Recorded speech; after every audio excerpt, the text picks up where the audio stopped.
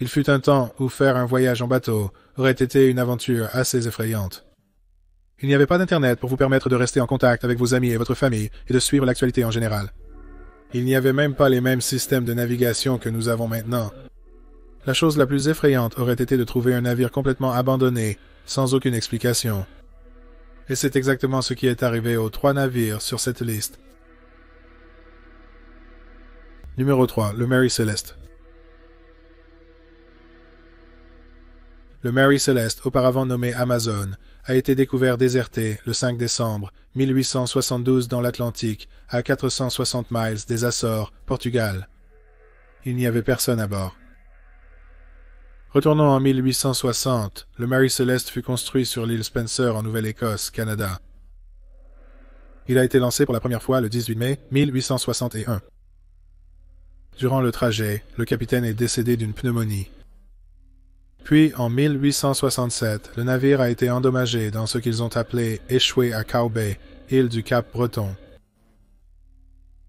Un navire s'échoue lorsque l'eau n'est plus assez profonde pour le faire flotter et qu'il reste coincé. Le navire a donc mal débuté. En 1868, Richard Davey Haynes a acheté le bateau et est devenu le Mary Celeste. Après avoir modifié le navire, il a été revendu. Un groupe a ensuite acheté le navire et bientôt le capitaine Benjamin Spooner Briggs les a rejoints. Passons maintenant au mystère du Mary Celeste. Le capitaine Briggs a quitté New York City avec le Mary Celeste le 7 novembre 1872. Chargé de 1700 barils d'alcool et avec 10 personnes à bord, le navire a traversé l'océan Atlantique en direction de Gênes, Italie. Cependant, le bateau n'atteindrait jamais sa destination. Il n'atteindrait même pas techniquement l'Europe. Dans le journal de bord, la dernière entrée était le 25 novembre 1872, et ils étaient assez proches des Açores, au Portugal, pour pouvoir voir la terre. 10 jours plus tard, le 5 décembre, le navire a été trouvé vide. Le bateau a été découvert par David Morehouse, capitaine du de Greta. Il voulait s'enregistrer car il connaissait le capitaine Briggs. Ce que lui et son équipage ont trouvé était assez effrayant. Il n'y avait personne sur le bateau. Il y avait environ 1 mètre d'eau dans le navire, ce qui peut inquiéter les non-marins. Cependant, selon nos recherches, 1 mètre d'eau peut suffire à préoccuper un équipage au point de l'abandonner dans le navire. La planche longue manquait, mais tout l'alcool était là à l'exception de quelques barils, et il y avait beaucoup de nourriture. On a également remarqué que la voile du mât supérieur était déchirée et que les pompes contenaient de la poussière de charbon et des débris. La situation entière était très étrange. Pourquoi un navire en apparence en bon état avec une quantité d'eau gérable serait-il abandonné, surtout avec une abondance de nourriture et d'alcool? De plus, aucun signe de jeu déloyal n'était présent. La prochaine étape pour Morehouse était donc de prendre le navire pour percevoir le paiement du sauvetage. Ils voulaient apercevoir un paiement pour avoir trouvé le navire, alors ils l'ont emmené à Gibraltar. Il semble maintenant un peu suspect d'arriver dans une entreprise en demandant un paiement de sauvetage pour un navire qui ne présente aucun signe de destruction et qui semble en assez bon état, à l'exception de l'équipage manquant. La réponse du récupérateur a été « Comment savons-nous que vous n'avez pas tué tous les passagers pour percevoir le paiement ?» Le procureur général britannique Frederick Sully-Flood a donc lancé une enquête. Finalement, aucune malversation n'a été prouvée, mais l'équipage du de Grada n'a reçu qu'un 6e du paiement prévu pour la récupération. Cela suggère qu'ils doutaient de la version de l'équipage du de Grada, mais n'ont pu le prouver. La question est, qu'est-ce qui s'est probablement passé? Les circonstances étaient étranges, car le navire était en bon état, et rien d'autre que les personnes, et une chaloupe n'avait disparu. Une explication est que le capitaine pensait probablement que le navire coulait. Comme nous l'avons mentionné, il y avait environ 3 pieds d'eau et un bateau qui coulait, mais il y avait une sonde sur le pont, et la pompe du navire avait été démontée. Une sonde est un outil utilisé pour voir si le navire prend trop d'eau. Il est donc possible que la pompe du navire ne fonctionnait pas et qu'il ne pouvait pas dire à quel point la situation de l'eau était mauvaise. Alors, ils ont pris la chaloupe, pensant que le bateau coulait. Et c'est le mauvais temps qui a causé la fin de l'équipage hors du navire. Il y avait tellement de barils d'alcool dans le navire, et certains d'entre eux manquaient. Donc peut-être qu'il y avait des vapeurs d'alcool qui inquiétaient ceux à bord qu'il pourrait y avoir une explosion, et ils ont quitté le navire. Il est peu probable que ce soit des pirates, vu la quantité de butin intact sur le navire. La disparition de l'équipage du Mary Celeste reste un mystère. Mais le navire a connu un autre événement infâme lorsqu'il a trouvé son chemin vers le capitaine G. C. Parker a délibérément fait échouer le navire en 1885 dans l'espoir de toucher l'assurance. Il semble vraiment revenir au paiement avec ce navire. Comme avec le gros tas, le paiement de l'équipage ne s'est pas déroulé comme prévu, mais le navire n'a pas coulé. Personne n'obtient vraiment une fin heureuse dans l'histoire, pas même le bateau. Numéro 2. Le SV Sabrina. Le SV Sabrina a été trouvé abandonné le 17 septembre 1917 en route pour Saint-Pierre, en France, avec beaucoup de charbon. Mais revenons d'abord en 1873 lors du lancement du navire à Whitstable, en Angleterre.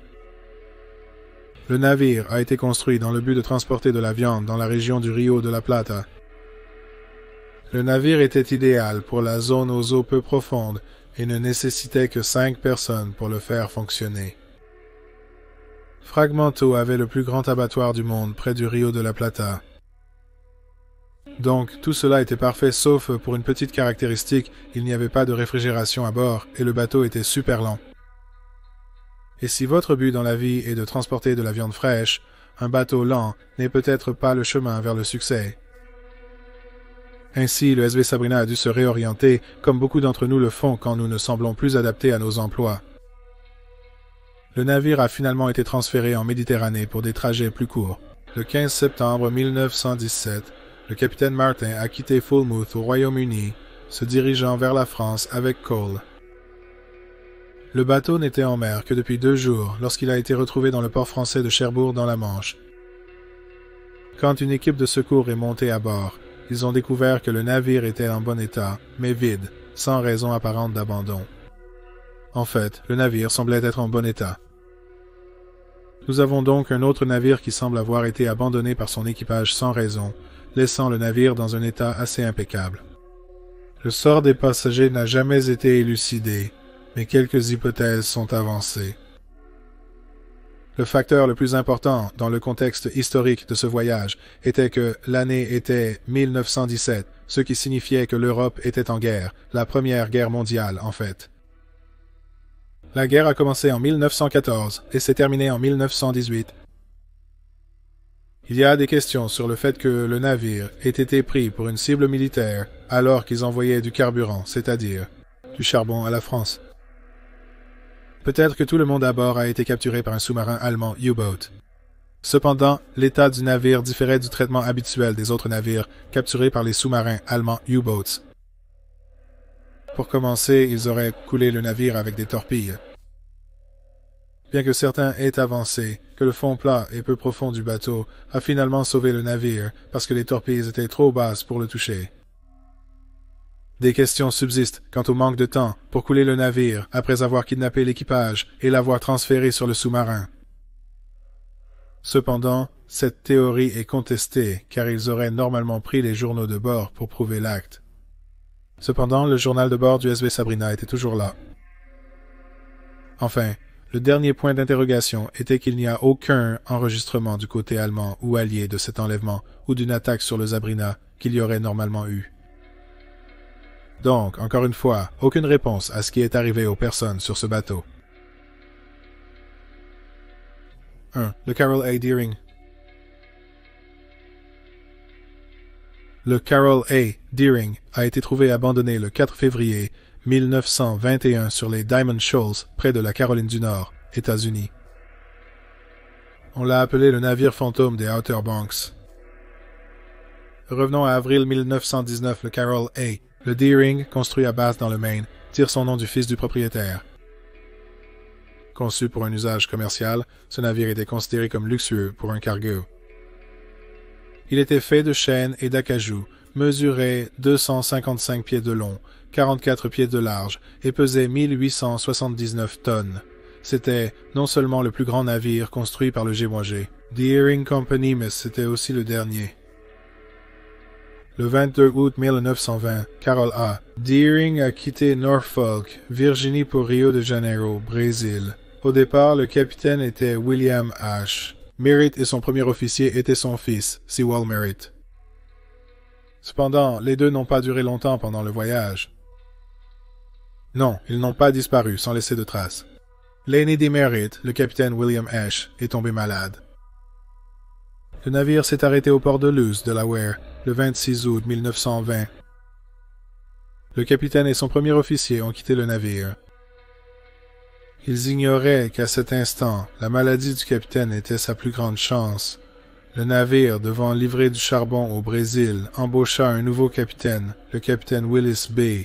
Wormald et un nouveau premier officier, Charles B. McClellan. Ils ont repris leur voyage vers Rio de Janeiro le 8 septembre, en 1920. Il s'avère que tout n'allait pas bien sur le navire. Le nouveau capitaine et le premier officier ne s'entendaient pas exactement, disons. Pendant la pause de l'équipage, Wormald a rencontré un autre capitaine, George Goodwin, qui lui a dit que l'équipage n'était pas digne de confiance. Il sentait que le seul en qui il avait confiance à bord était Herbert Bates, l'ingénieur. Malgré les problèmes de personnel, ils sont bien arrivés à Rio de Janeiro. L'équipage a quitté le Brésil pour Bridgetown, la Barbade. À cet arrêt, Wormald a rencontré un autre à Bridgetown, la Barbade. À cet arrêt, Wormald a rencontré un autre capitaine, Hugh Norton. Wormald a de nouveau exprimé sa préoccupation concernant l'équipage, mais a spécifiquement identifié son premier officier, McClellan, comme un problème particulier. Wormald a décrit à Norton que McClellan traitait mal l'équipage et était souvent ivre quand ils allaient à terre. Un autre capitaine a demandé à Wormald s'il craignait une mutinerie. Wormald était persuadé que l'équipage entier ne se rebellerait pas contre lui. McClellan s'est aussi confié à Norton sur ses propres frustrations envers Wormald. Il avait l'impression que Wormhole dépassait ses limites quand il s'agissait de McClellan disciplinant l'équipage.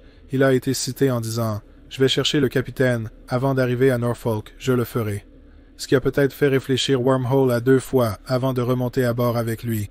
Il y a peut-être eu une occasion pour Wormhole de se débarrasser de McClellan la veille de leur départ de la Barbade. McClellan a été arrêté pour ivresse publique, mais Wormwell, pour une raison quelconque, a pensé qu'il devrait sortir McClellan de prison. Et il l'a fait. Wormwell pensait peut-être que McClellan serait reconnaissant, mais vu notre discussion sur les navires fantômes dans cette vidéo, il devait savoir que ce ne serait probablement pas le cas. Le navire a quitté pour les États-Unis le 9 janvier 1921. Le 29 janvier 1921, le navire a été aperçu depuis un navire-phare de Cape Lookout Shoal, au large de la côte de la Caroline du Nord. Quelqu'un à bord a crié à la vigie qu'ils avaient perdu leur ancre dans une tempête et qu'ils devaient prévenir la société G.G. Deering. À ce moment-là, la radio du navire-phare ne fonctionnait pas. Ils n'ont donc pas pu contacter l'entreprise. Le maître du navire-phare était Thomas Jacobson, qui a décrit plus tard la rencontre.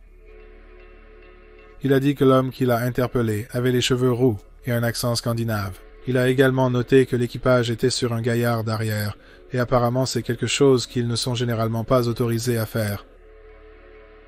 En somme, la situation était suspecte. Le 31 janvier 1921, le navire a été aperçu au bord des Diamond Shoals par capitaine Brady. À l'époque, les mauvaises conditions météorologiques empêchaient quiconque de s'approcher du navire. Finalement, le 4 février 1921, un équipage mené par le capitaine James Carson a embarqué sur le Caroline Deering, et comme tous les navires de la liste, ils n'ont trouvé aucune âme à bord. Cependant, ce navire était en assez mauvais état, contrairement aux autres navires, comme personne ne pouvait approcher le navire à cause de la tempête. Il était juste là dans de mauvaises conditions météorologiques. Les articles de croisière et les canaux de sauvetage manquaient, mais il y avait de la nourriture. Les articles de croisière et les canaux de sauvetage manquaient, mais il y avait de la nourriture prête à manger. Une enquête a été lancée par les départements du commerce, de la justice, du trésor, d'État et la marine. Malgré toutes ces enquêtes sur les raisons de l'abandon du navire, et il y a de nombreuses questions sur les raisons de l'abandon du navire, il y a de nombreuses questions et théories. Était-ce à cause du temps? Des pirates? Des contrebandiers de rhum? La mutinerie était-elle due au choc des personnalités entre le capitaine et son premier officier, qui était le gars aux cheveux roux qui a appelé le navire phare? Les registres indiquent que le capitaine et aucun homme roux ne faisaient partie de l'équipage. De plus, l'homme aux cheveux roux a dit au navire phare que le navire avait perdu ses 2 ancres, mais il s'avère que, malgré le mauvais état du navire lorsqu'il a été trouvé, les 2 ancres étaient présentes. De plus, les voiles étaient levées et il est courant de les baisser lorsqu'on quitte un bateau. Le SS Hewitt était aussi présent dans la zone à ce moment-là. Une théorie suggère qu'en raison du mauvais temps, l'équipage a évacué le navire et a été secouru par le SS Hewitt. Les signaux d'adresse du Carolee Deering étaient allumés, mais le Hewitt n'a jamais récupéré. Une autre théorie suggère que les bolcheviks russes l'ont dérobé. C'était pendant la peur rouge que la théorie a été réfutée, considérant que le bateau était toujours là. La théorie a été réfutée, le bateau étant toujours présent. Ils auraient dû voler le bateau pour que cette théorie fonctionne. Il semble donc qu'une autre occasion de xénophobie ne soit pas la réponse. Une autre théorie est qu'il aurait pu s'agir du triangle des Bermudes. Une autre théorie suggère une mutinerie. Un élément de preuve récupéré qui soutient la théorie qu'il y a eu une mutinerie à bord du Carroll A. Deering a été lorsqu'un pêcheur nommé Christopher Columbus Gray a trouvé une bouteille sur la plage de Buxton en Caroline du Nord le 11 avril 1921. Le message à l'intérieur de la bouteille se lit comme suit. Deering capturé par bateau à huile brûlante, quelque chose comme chasseur enlevant tout menottant l'équipage. L'équipage se cache partout sur le navire, aucune chance de s'échapper. Trouveur, prévenez le QG, Deering. Lorsqu'ils ont découvert le message, Lulu Wormald, la fille du capitaine, voulait identifier l'auteur de l'écriture. Elle est allée voir la famille de l'équipage et a découvert que l'écriture ressemblait le plus à celle de Herbert Bates. Vous vous souvenez de l'ingénieur, le seul en qui le capitaine semblait avoir confiance à bord? Cela pourrait-il être la réponse? L'écriture ressemblait plus à celle de Christopher Columbus Gray, bien qu'elle correspondait probablement à celle de Herbert Bates. Et effectivement, il a pleinement admis avoir écrit la note parce qu'il espérait un peu de célébrité et un emploi à la station lumineuse du capitaine Herreta. Cependant, cela n'a évidemment pas résolu le mystère de ce qui s'est passé à bord ce jour fatidique. Finalement, le Carolee Deering a été dynamité le 4 mars 1921 et l'affaire a été clôturée en 1922. Les mystères de chacun de ces bateaux ne seront probablement jamais résolus. Seuls les passagers connaissent ce qui s'est passé, emportant leurs secrets dans leur disparition. Merci d'avoir regardé cette vidéo. Nous espérons que vous l'avez trouvé intéressant. Si vous l'avez trouvé intéressant, assurez-vous de vous abonner. Nous aurons une nouvelle vidéo sur le paranormal chaque semaine. Si vous êtes nouveau sur cette chaîne, n'oubliez pas de visiter notre autre chaîne, Criminellement Listée. Nous avons plus de 325 vidéos présentant des histoires de crimes étranges, mais vrais. Retrouvez-le sur youtube.com Criminellement List. Nous avons également un podcast sur les affaires non résolues qui ont finalement été résolues, appelé Criminellement Listé, présente dans le meurtre. Vous pouvez le trouver sur Stitcher, Spotify, Amazon Music et partout où vous trouvez de super podcasts. Mais c'est tout pour aujourd'hui. Merci encore d'avoir regardé.